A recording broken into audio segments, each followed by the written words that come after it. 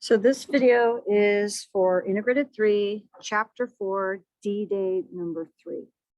The prices of an iPhone is normally distributed and have an average or mean. Those mean the same thing for us, okay? Mean is a type of average of $750 with a standard deviation of 50. So I'm going to draw my standard normal curve. Well, actually my normal curve. Standard normal would have a mean of 0 and a standard deviation of 1. This has a mean of $750 and a standard deviation of 50, okay, of 50. And we want to know what percent of iPhones are more than $800. So if this is 800, we want to find basically this area, okay, from 800 to positive infinity. So on my calculator, I'm going to do normal CDF. And then if you look at the calculator and I get to normal CDF, you see that the first thing they want is lower. So the lower bound is going to be 800. My upper bound is going to be infinity, which we go as 10 to the 99 is how we're going to type that in. Okay, so 10 raised to the 99. And then my mean was 750 and our standard deviation was 50. So we're going to put this into the calculator. So I'm going to put 750 for my mean and my 50 for my standard deviation. And I end up with 0.158. And then the 6 is going to go up to a 7 because of the 5 after it. So I look at the 4 numbers, I look at the 5th number, which is a 5, and that 5 is going to push the 6 up. So 0.1587. Now they wanted this as a percentage. So that is going to be 15.87% of the iPhones cost $800 or more. Okay. Next problem. A test had a mean of 78 and a standard deviation of 2. If Stephen scored in the 85th percentile, what was his score? So in this case, I have a mean test score of 78. Standard deviation is 2. We want him to be in the 85th percentile. So the 85th percentile is going to be basically, when you want 85th percentile, what the 85th percentile means is 85% of the people are underneath you. So you actually want to be in the top 15. So we want to be in the top 15, but that means that 85% of the people are beneath you. So the area where we want to be is right here in the top 15, because that means 85% of the people are below you. But when I'm putting this in my calculator goes, let me actually shade as I'm doing this, from negative infinity up to, and it gives us an area starting at negative infinity to wherever we're going to stop. So we want to find what score gave us an area or a probability or a decimal 0.85, okay, 85%. So this is going to be not normal CDF, but if you know your area, which is what that 0.85 is, here, I don't know why I'm writing out the whole word. Inverse norm, okay. And what I'm going to put in here, let me get my calculator up, move it over here. So what I'm going to put in here, I'm going to go back to that same screen, pick the third one, which is inverse norm. My area is going to be 0.85. Okay, I want 85% of people beneath us. We're going to be in the top 15. So 0.85. Our mean is 78. And our standard deviation is 2. And this is going to give me a score. Now, it should be giving me a score bigger than 78 because the area beneath 78 would be 50%. Okay. And we end up with 80 point, let's say 07.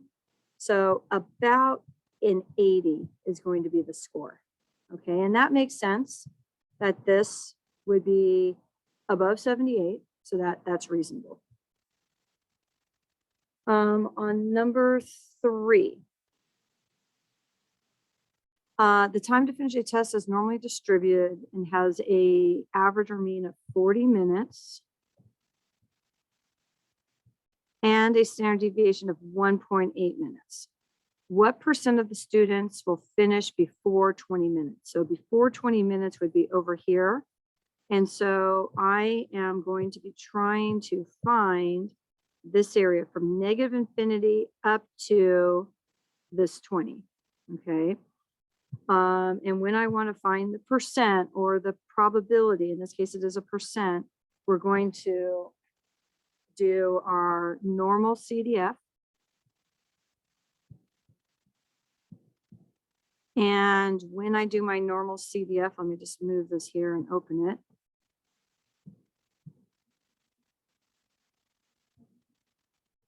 I'm going to do my lower bound, and that -1 e to the 99 that you see on my calculator, that is -10 to the 99. That is my negative infinity. Okay, so I don't have to change it. They actually wrote that. That e means times 10 to the 99. That's in scientific notation.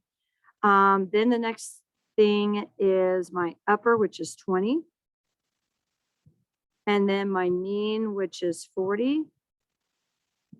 And then my standard deviation, which is 1.8.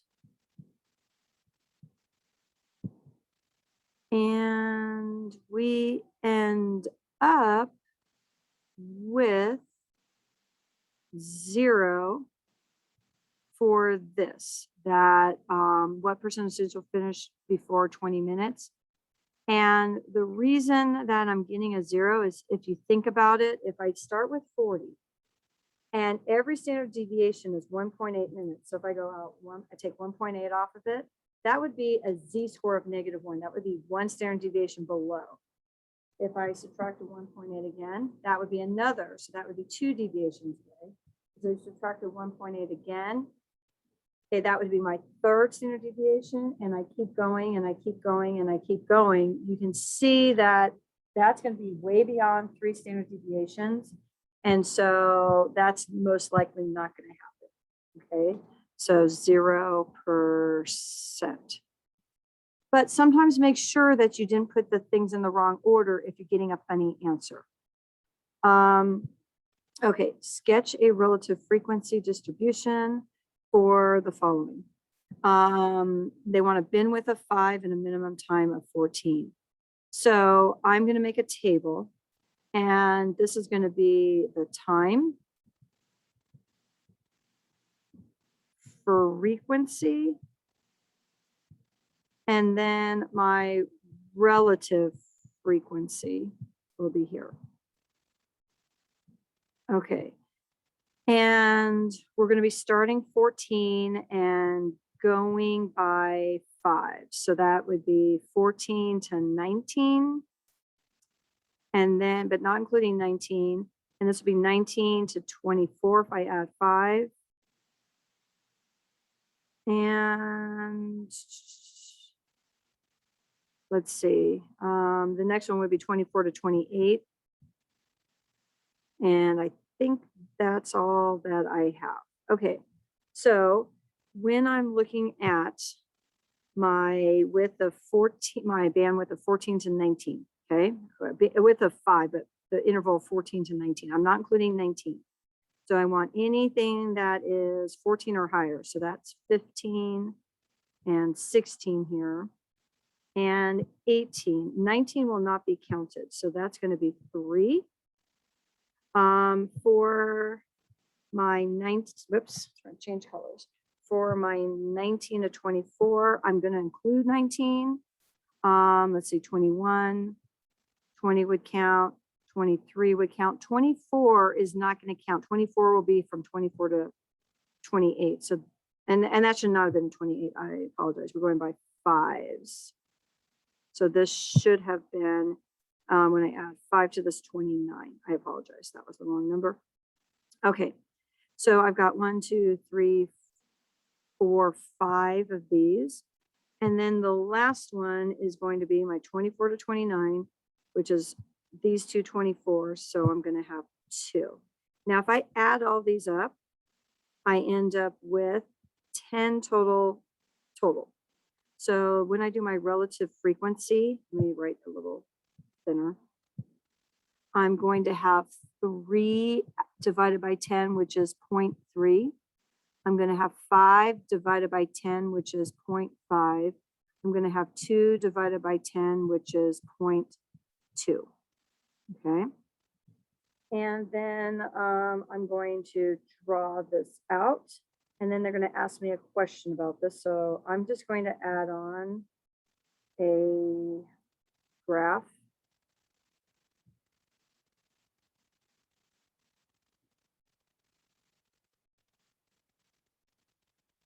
So let's see, I'm just going to take this first one here.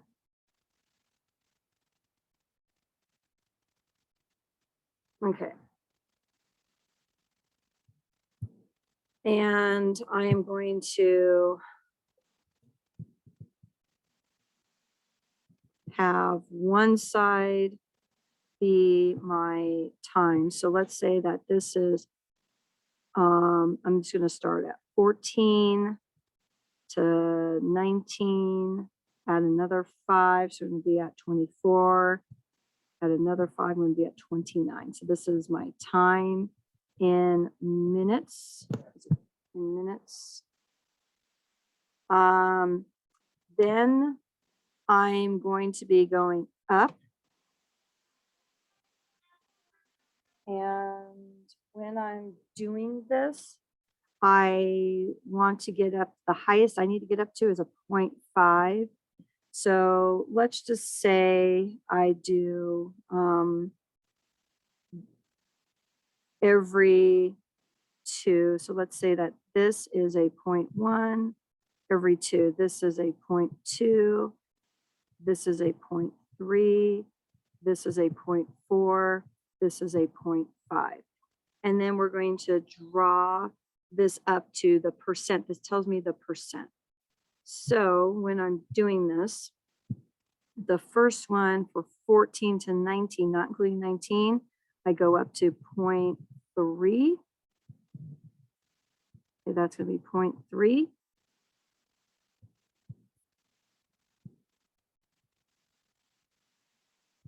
My next one from 19 to 24 is a 0.5. So I'm going to go up to 0.5.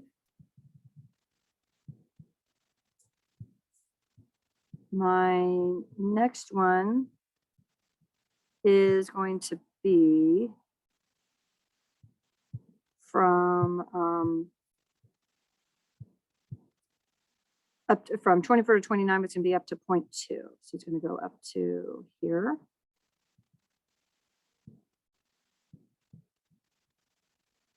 And then they ask us down, well, they didn't ask, but sometimes what they will ask is, would a normal curve fit this?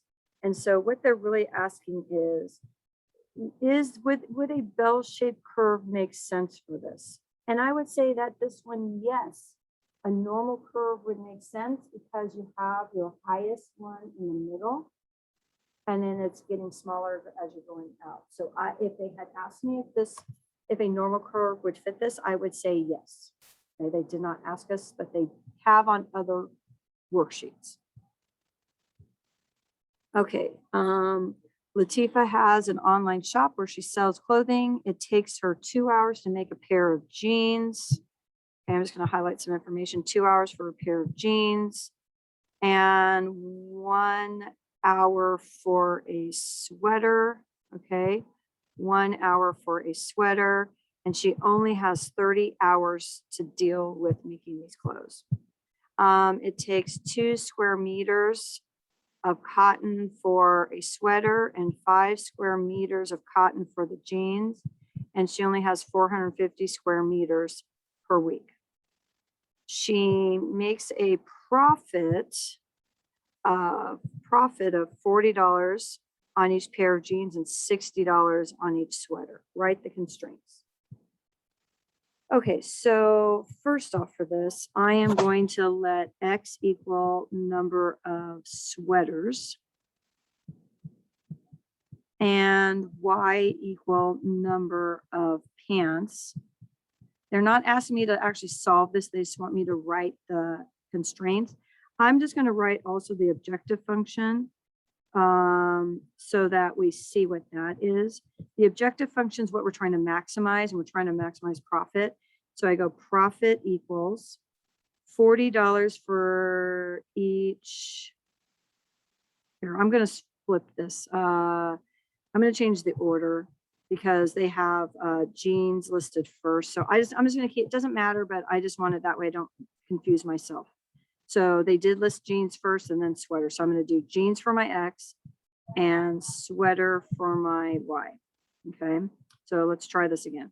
Okay, so we have $40 for each jeans, and I'm going to have X be my jeans, and $60 for each sweater, and I'm going to have Y be my sweater. So that would be my objective function. Now, what they wanted us to do was our constraints. Constraints are our inequalities. Okay, and we're going to have an inequality for the purple hours and for the blue square meters of cotton. So if I'm dealing with my purple hours, okay, so I know it's 2 hours for each jean, so 2X plus 1 hour for each sweater, 1Y, or even just Y, and we only have 30 hours, so less than or equal to 30. And then for my blue, 2 square meters. And this one, I think they actually switched the order, so I want to be careful. 2 square meters for the sweater, so that's going to be 2Y. 5 square meters for the jeans, so that's going to be 5X. So just be careful if they flip-flop that you pay attention. And we have 450 square meters total. Those that I wrote in purple and blue are your constraints. Okay. On number 6, so now we're getting into review of solving equations. So on this, what I hope we understand is we got a square root of 2x plus 1 and a square root of 2x plus 1. So we're going to let u, or whatever letter you want, equal the square root of 2x plus 1. So I'm going to rewrite this as 4u squared plus 5u minus 6 equals 0. I am going to do a box to diamond and factor this. So I am going to have a 4u squared, a negative 6, which multiplies to a negative 24u squared and has to add to 5u. So that is going to be 8u and a negative 3u. 8u and a negative 3u. And then I want to find the outside. Now to find the outside, I'm going to first focus on the box that has the 4u squared. Now that could be a 2u and a 2u, which would work with the 8, but it's not going to work with the 3. So I'm going to do it as a 4u and a u. U is going to multiply with negative 3. My 4u is going to multiply with a positive 2. So my factors are going to be 4u minus 3, u plus 2 equals 0. And I solve these, I set them equal to 0. So for the first parenthesis, it's going to be, I'd add 3 divided by 4, so 3/4. This one, I minus 2. And these are not my answers because I got to remember that we are trying to find x. So I am going to do the following. I'm going to take the square root of 2x plus 1 equals 3/4, and the square root of 2x plus 1 equals negative 2. Now, a square root is a principal root, and we want it to equal a, not a negative, basically, 0 or a positive. So this right here, where this is equaling a negative, that's not going to give me an answer. That's going to be no solution. So I'm just going to focus on my first one, which is a 3/4. And I'm going to square both sides. So I'm going to get a 2x plus 1 is equal to, and when I square 3/4, I get a 9/16. I am going to minus 1 from both sides. And if I minus 1, I'm really subtracting 16/16, but you can also do this on your calculator. And so if I wanted to do this on my calculator, I would do alpha, the alpha button, and the y equal button. It gives me this menu, and I want the first choice there. And it's hard to see, but there's a fraction there. So I could go 9/16 minus 1. But again, whoops, I got to get out of the denominator. Minus 1. And so it's really a negative 16/16, so plus 9/16, which is going to give me a negative 7/16. And then I'm dividing by 2. But sometimes what I'll do, if it's a fraction, instead of dividing by 2, I think of multiplying by the reciprocal, multiplying by the reciprocal. So those are going to cancel out. And I'm going to get x is equal to negative 7/32. But again, I could actually divide this by 2 on my calculator and see I get the same answer. And that's my answer.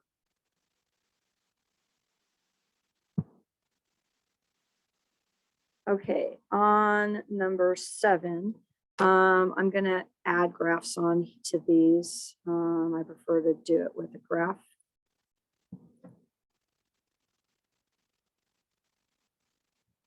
I'm just going to take that one, put one here. I'm going to copy and paste. And let's see, got 2 more.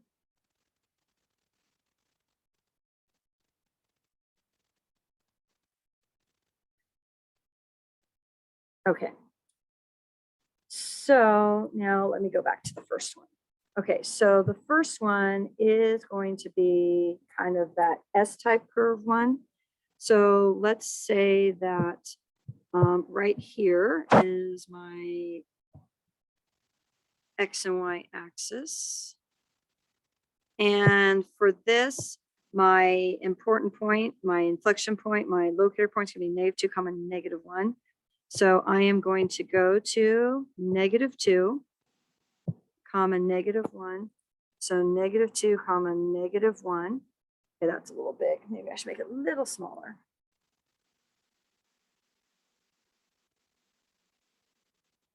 And then from here, I have a negative in front. That's going to flip the graph. But if I just think about going out 1 cubed is 1, times it by a negative, -1. If I go out 1, 2. 2 cubed is 8, times it by a negative. So I'm going to go down -8. 1, 2, 3, 4, 5, 6, 7, 8. Now the other direction, if I come back to that inflection point, let me just actually change the color here. I'll make that green just so I can see that's the one. Okay, I'm going to go out 1. -1 cubed is a -1, but times it by a negative, I get +1. If I go out 1, 2, -2 cubed is a -8, times it by a -1, I go up 1, I'll get a +8. So I'm going to go out 1, 2, sorry, here. So I went out 1, 2. 1, 2, 3, 4, 5, 6, 7, 8. And then I can connect this.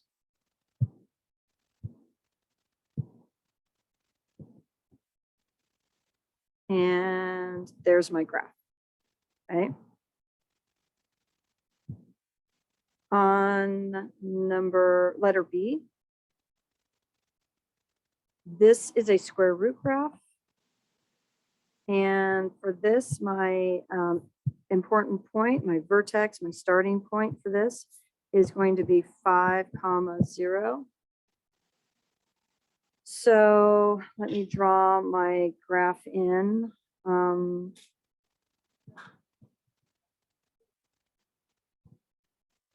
And I'm going to scooch this back a little.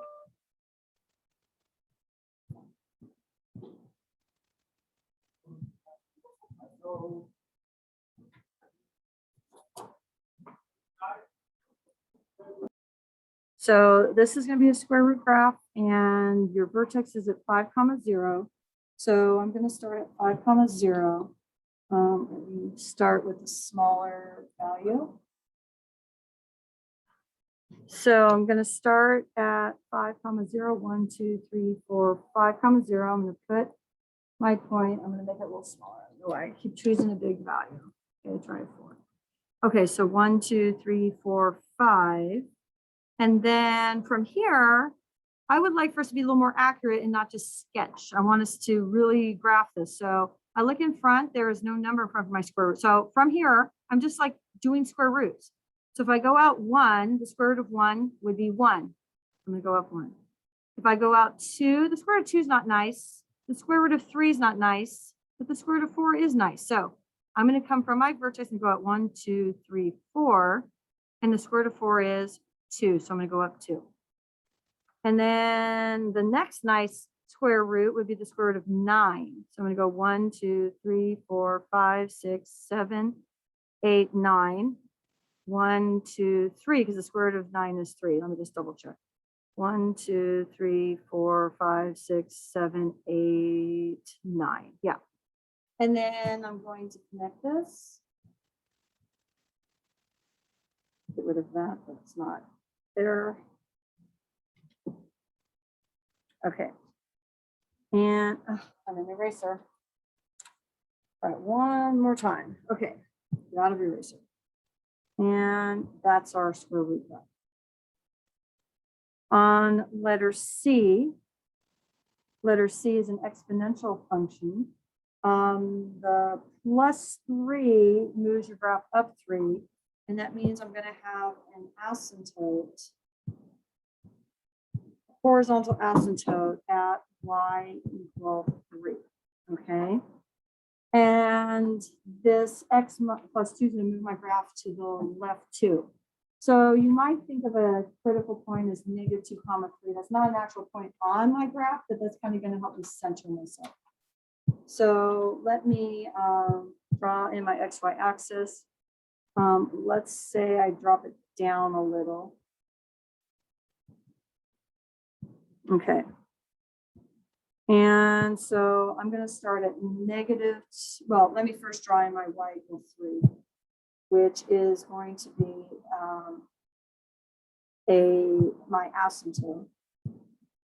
So y equals 3 is a horizontal line. Okay, that's where my graph is never going to cross, and that's at y equals 3. So I'm going to do this in a different color. Let's say I do it in pink. And the point I'm going to plot right now is not going to be a point on my graph, but it's going to be this -2, 3. So -2, 1, 2, 3. So right here, this is kind of where my graph is going to start. This is where I'm going to start my graph. And so since I don't have a stretch in front of my 4 is my multiplier, 4 to a power is what I'm doing. My first point of my graph, because when I take whatever base it is to the power 0, I always get a 1. So my first point right here above this, I'm going to go up 1. Because that's really, think of it as 4 to the 0. Then I'm going to go over 1, and that's like 4 to the first, which is 4. I'm going to go up 4. Now, the way I really think about it is I am 1 above my asymptote. Now I'm 4 times higher. I'm 4 above my asymptote. The next one I'm going to times by 4. I'm going to get 16. I don't think I can fit that. So this will be 6, 7, 8, 9, 10, 11, 12, 13, 14, 15, 16. Let's just say it's up here somewhere. And that would be my graph. So it's going to start up here. And it's going to come down, get closer and closer to this asymptote, but never cross it, never touch it. On letter D, D is what we call a reciprocal function. We actually have a vertical and a horizontal asymptote. So if you want to think of a critical point, you can think of it as 1, 2. But really, the x equal 1, because 1 cannot make your 1 would make your denominator 0, and we can't have a denominator 0. That's an asymptote. Y equal 2 is going to be another asymptote. So let me draw in my xy axis here. And then again, if we want to think about this 1, 2 point, let's say I do it in, I'll do it in this baby blue for a second. 1, 2, so I go to 1, 2. this is not an actual point on my graph. This is where my two asymptotes are going to meet. It's going to be kind of like the center or the origin of my XY axis, if you want to think about it like my units axis. So I am going to graph x equal 1.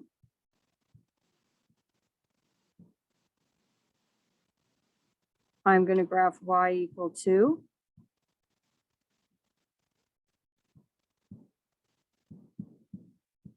And where that blue dot is, which was my critical point, that's kind of like my start of my graph. Okay, that's kind of where I'm centered at.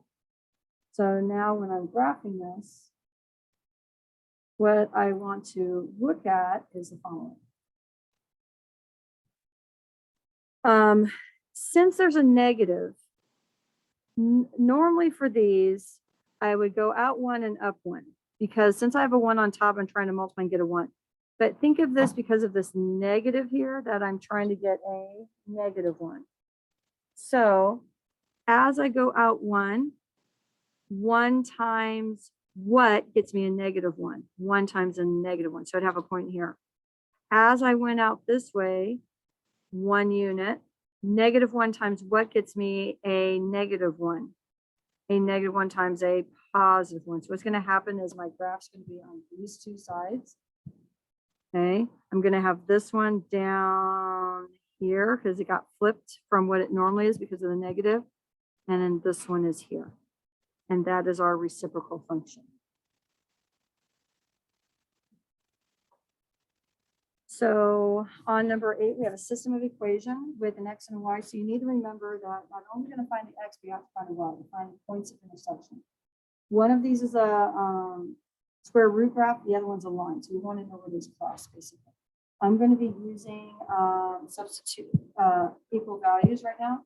So I'm going to set these equal to each other. X plus 6 in the square root is equal to x plus 4. Now, when I have a square root, I always want to isolate it, which it is.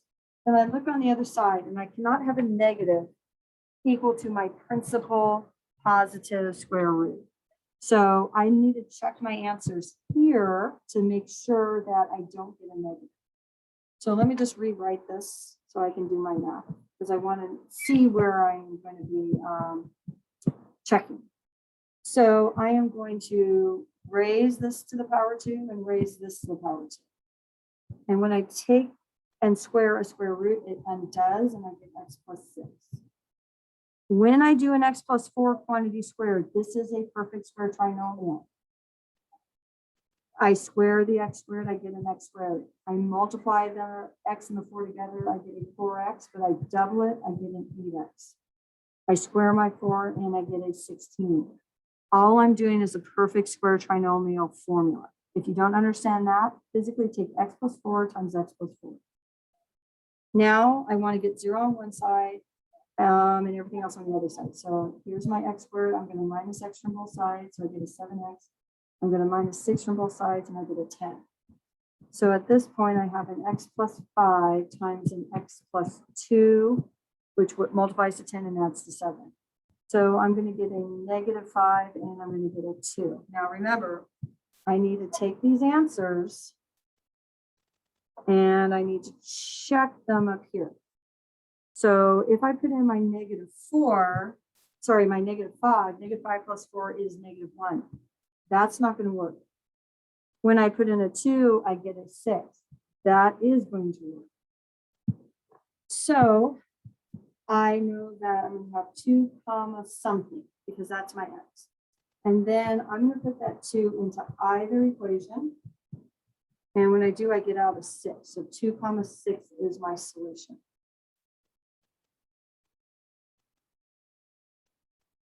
On number 9, factor. So I'm going to factor out a 4x to the third. That's what I can take out of both of them. When I factor out a 4x to the third, I am left with a 1 minus 6x to the fourth. And in this case, I want to look and see, can I simplify 1 or factor 1 minus 6x to the fourth? I cannot. If that 6 was something that was a square, I could. So this is going to be my final answer. On the worksheet from the other day, you could simplify it further, so you want to check and be careful. On this one here, first thing I'm going to do is I have an 18, a 21, and a 9. I can take a 3 from each of them.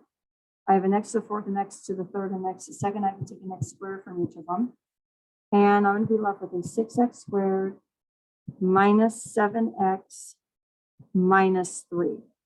And I want to see if I can factor this further. So I'm going to do a box to diamond. I am going to put my 6x squared here and my negative 3 here. That multiplies to a negative 18x squared. And it has to add to a negative 7x. And that's going to be a negative 9x and a 2x. So negative 9x and a 2x. And then I want to find my outside. So to find my outside, I'm going to have a 3x and a 2x. 2x times 1, 3x times a negative 3. So my factors, I cannot forget that I had a 3x squared in the front originally. So that 3x squared is still part of my answer. Now that 6x squared minus 7x minus 3 is now going to be a 2x minus 3 times a 3x plus 1.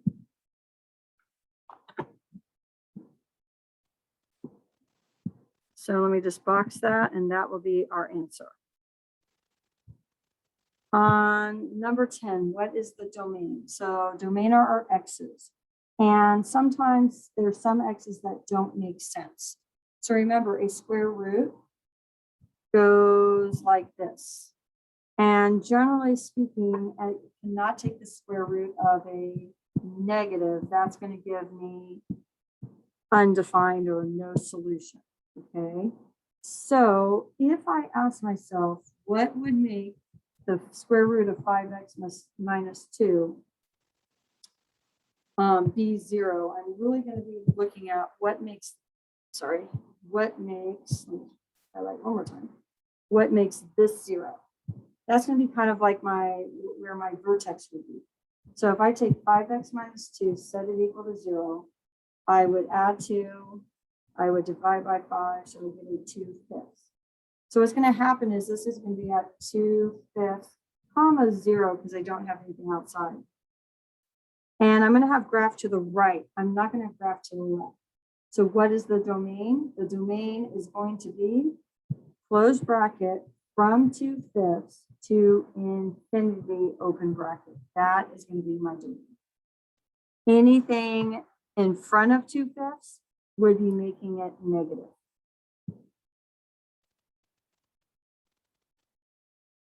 On number 11, we're going to be graphing the first one, which is a V shape and absolute value, and the second one, which is a parabola. So for the first one, my vertex, let me do it smaller. My vertex is going to be at -2, -1. My second one is going to be at 2, -4. Okay, so let me start with my first one. So I'm going to go to -2, -1. And then I look in front of my absolute value, and it's just a 1. So that means I can go, it's really like your sleep. Up 1, out 1. Up 1, out 1. Up 1, out 1. And I'm going to do the same in the other direction. Up 1, out 1. Up 1, out 1. Up 1, out 1. And so forth. Now, this is going to be a solid line. Change the color here in a second.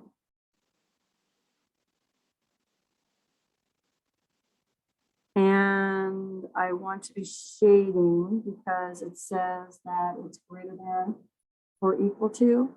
So I want to be shading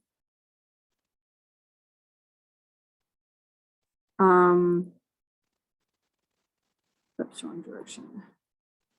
I want to be shading, since it's greater than or equal to, above.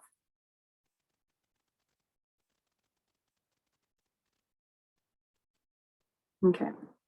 So I would be at this point shading up here. Okay. I'm going to put my final answer in. So let me see what happens with the next one. So the next one, I'm going to do it in green. And the next one is a parabola. So I'm going to go to 2, negative 1, 2, 3, 4. And then this is just a regular parabola. So if I go out 1, 1 squared is 1. If I go out 2, 2 squared is 1, 2, 3, 4.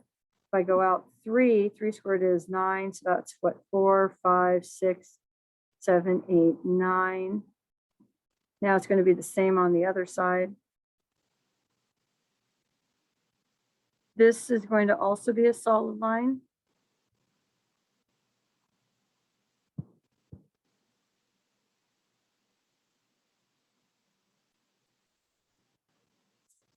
And I'm actually going to extend this line out. Grab it.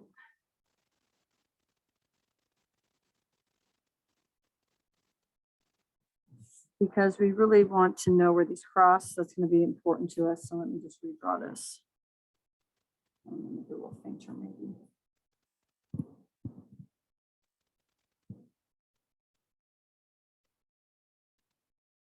Okay.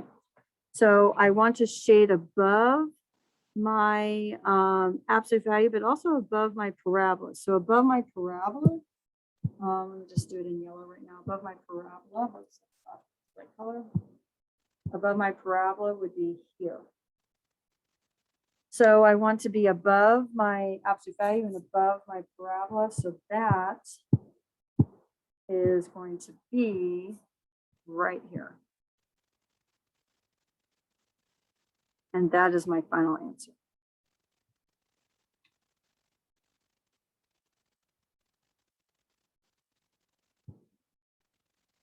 On number 12, we're solving this absolute value. So the first thing I'm going to do is I am going to minus my 2.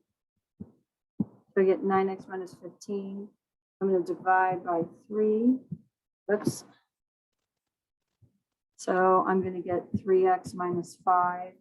I am then going to check my answers here because this is an absolute value and I don't know if this is positive or negative.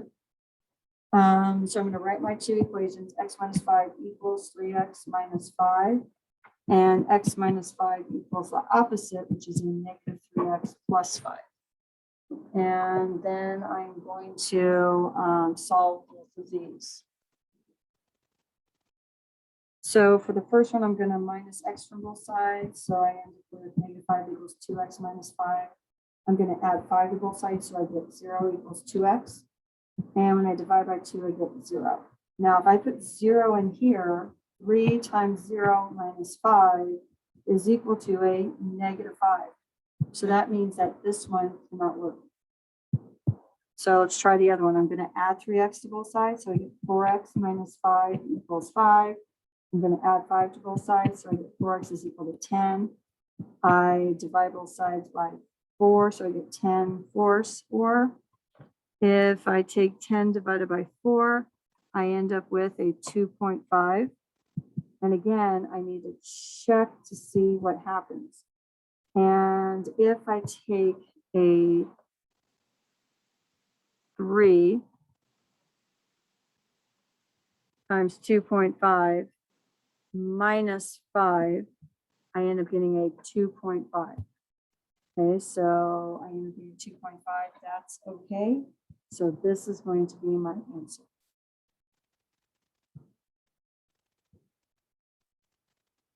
On B, I have a 4 and a 32, and I want to get both of them to be the same base. It's very tempting because 4 does go into 32, goes in 8 times, to think about trying to make both of them 4 to a power, but 4 squared is 16 and 4 cubed is 64. So I can't make them 4s. So can I go down and maybe make them 2s? So 2 squared is a 4, and I'm going to have that raised to x plus 6. 32 is 2 to the 5th. So now my 2 to the second raised to the x plus 6, those are going to multiply, so we get 2x plus 12 equals 2 to the 5th. When they're the same base, basically these two exponents need to be equal to each other. So I want to figure out what would make 12x plus 2 equal 5. I'm going to minus 12 from both sides, so I get a negative 7. And I'm going to divide by a 2, so I get a negative 3.5 or a negative 7/2.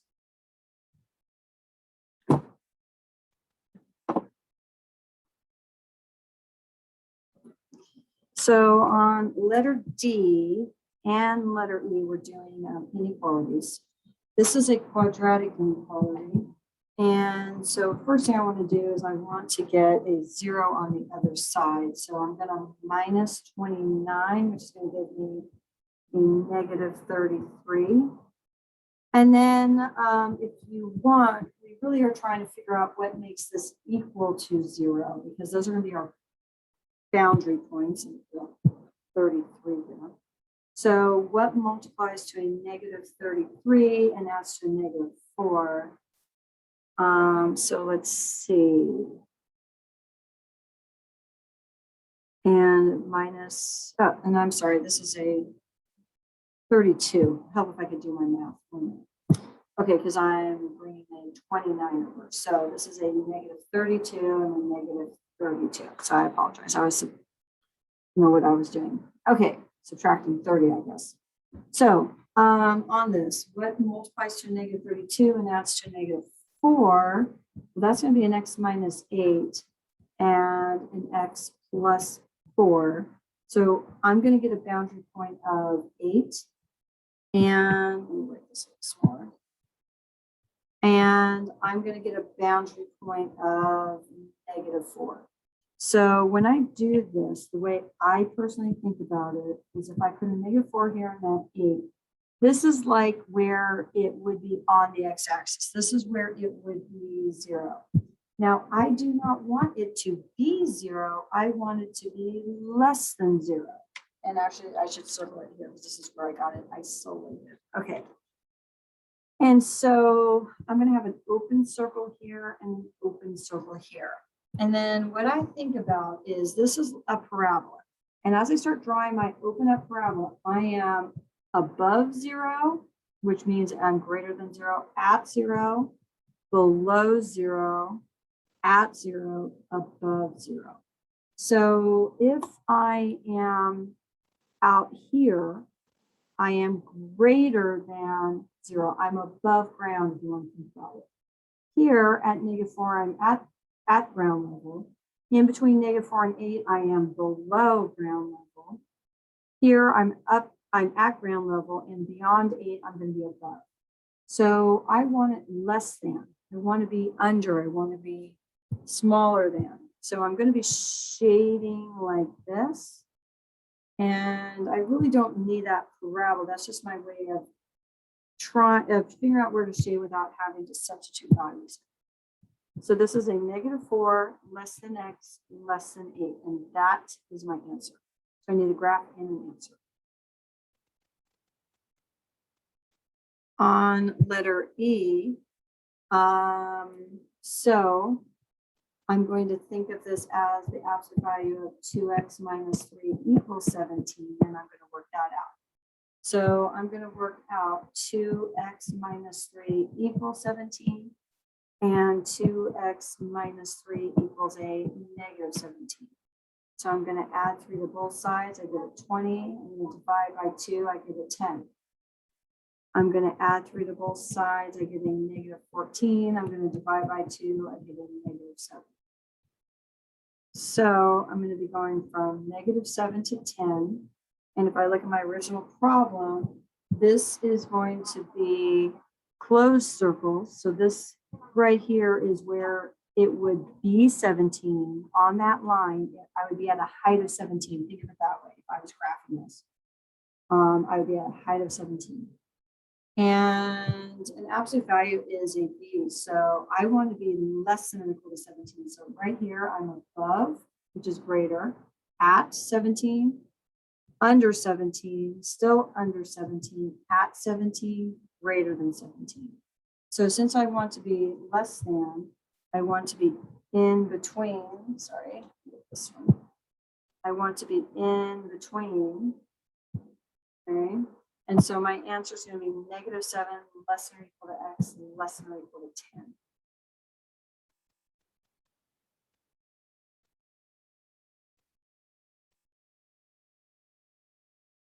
Okay, now for this one, it helps if you know what in the world this graph is supposed to look like. This is an x squared, this is a y squared. The only graph that we know of that has both an x squared and a y squared, the only one we have seen is a circle. So a circle is x minus h squared plus y minus k squared equals our radius squared. That's what I'm trying to get. So I am going to try to get my x's together and my numbers together. I apologize, x's together, my y's together. So I'm going to have x squared plus 6x. I'm going to leave a spot plus y squared minus 12y, leave a blank.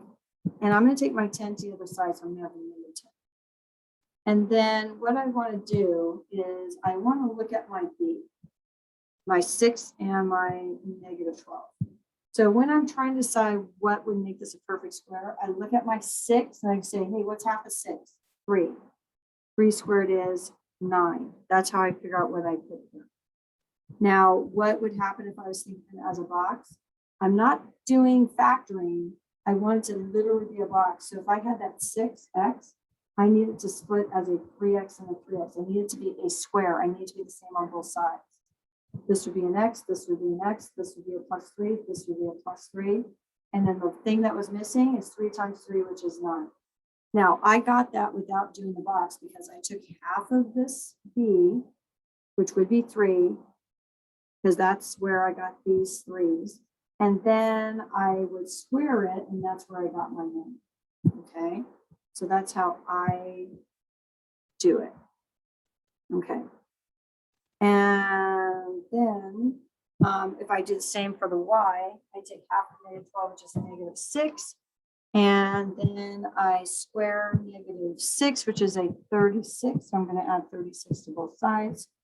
So this is going to be x plus, and then remember, whatever half of 6 was, that's what goes here. So 3. And then y minus, and half of 12 is 6. That's what goes here. And then I get a 45 minus 10, which is a 35. And that's going to be my answer.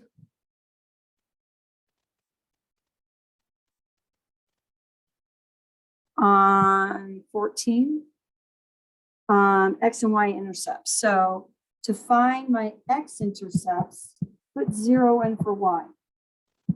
This is going to be the harder of the two. So you see when I put 0 in for y, I'm left with x's. That's why I'm finding my x-intercept. Now myself personally, I'm going to divide everything by 6. So that's going to give me a 3x to the 4th. And let me just make that look like a 4. A 3x to the 4th. And then when I take 6 from this, I get an 8x squared. Now I can also factor out an x squared from both of these, and I'll get a 3x squared minus 8. And so what makes this 0? Well, if I take the square root, x is equal to 0. And then if I have 3x squared minus 8 and I set that equal to 0, I get 3x squared equals 8. I divide by 3. And then I'm going to take the square root. And when I take the square root, I'm going to get a positive and negative. And so I'm going to be taking the square root of 8/3. And that's going to be a 1.63. Now, if I wanted to leave it as a radical, I would take the square root of 8 over the square root of 3. And the square root of 8, I could clean to a 2 root 2 over root 3. I then do not like a radical 3 on bottom, so I would do what we call rationalizing and multiply the top by a root 3. Oops, trying to squeeze that in here.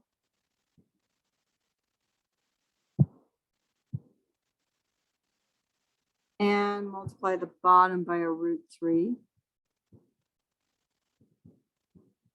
And when I do that, let me bring that up here. That would give me, so let me rewrite it, 2√2 over √3 times in top and bottom by √3. That's called rationalizing. I get a 2√6 over 9, sorry. √3 times √3 is 3. And oops, that would be the same answer as my decimal. Those are the same. Okay. My y-intercept's going to be easier. Okay, so my y-intercept, I would be putting 0 in for my x's. And so when I put 0 in for my x's, I'm going to get 0 to the 4th minus 48 times 0 to the 2nd. That's going to become 0. That's going to become 0. So I get y is equal to 0.